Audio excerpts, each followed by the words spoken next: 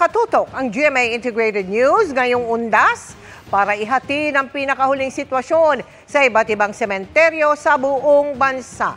Babantayan din natin ang lagay ng mga bus terminal, pantalan, paliparan, pati mga pangunahing kalsada at expressway, lalo't marami ang naghahabol na makauwi para alalahanin ang kanilang mga yumao.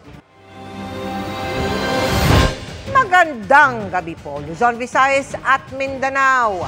Bisperas pa lang ng Undas Weekend pero may mga hamon ang hinarap ang ilang dumalaw sa Manila North Cemetery, isa sa pinakamalaking sementeryo sa bansa. May hinimatay sa dagsa ng mga tao o nahirapang maghanap ng puntod.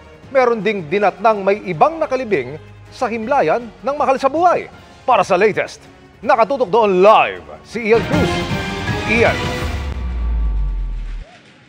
Mel, Emil, sa mga sandaling ito ay may mga nakikita pa rin tayong humahabol papasok dito nga sa Manila North Cemetery kahit nga ilang sandali na lamang o oras ang kanilang ipapanatili dahil nga magsasara na rin ito ngayon. Mas marami tayo nakikita ngayon na palabas nitong sementeryo matapos ngang manatili ng ilang oras sa loob para bisitahin ang kanilang mga namayapang mahal sa buhay. At as of 6 p.m. ayon sa Manila Police District ay umaabot na nga ng 66,000 ang mga pumasok dito sa sementeryo sa buong maghapon. Inasahang mas marami ang daragsa dito bukas sa araw ng Undas. Halos walang patid ang mga gustong dumalaw sa Manila North Cemetery bago pa ang Undas Weekend sa dami ng mga tao. May isang dalagitang hinimatay na nirespondihan ng isa sa mga medical team na nakakalat sa sementeryo. Naimatay po siya. Pauwi na po sana kami. Tapos na kami. Kaso bigla siya naimatay dyan. Bantay sarado ang 54 hektar na sementeryo ng pulis at iba pang bantay. Kaya di nakalusot ang mga bawal tulad ng sigarilyo, alkohol, lighter o posporo ang nakukumpiska.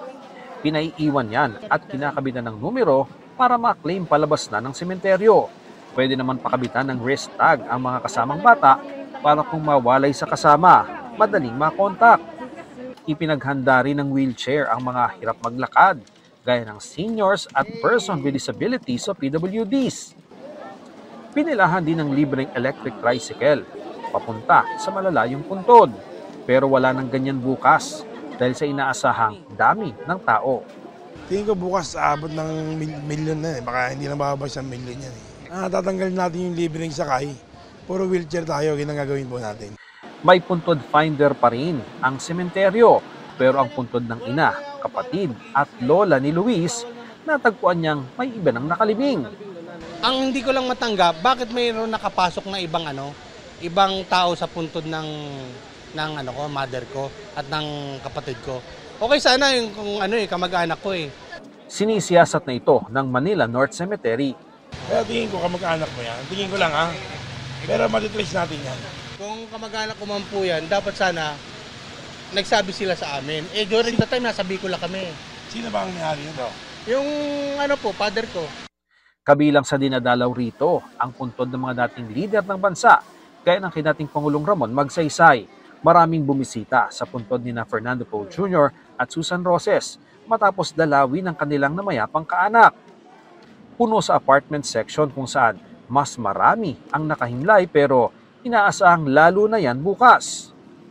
Pinipili ng marami nating kapuso na dumalaw na ngayong bisperas pa lang ng Undas dahil yun nga napakasikip dito sa portion na ito ng apartment type na mga libingan at hindi ka nga makatayo man lamang dito ng todo dahil tatama ka dito sa apakan, doon naman sa ibang level ng apartment type at kaliwat kanan po yung mga punto dito, kaya kapag mismong araw ng Undas talagang napakarami ng dumadaan dito.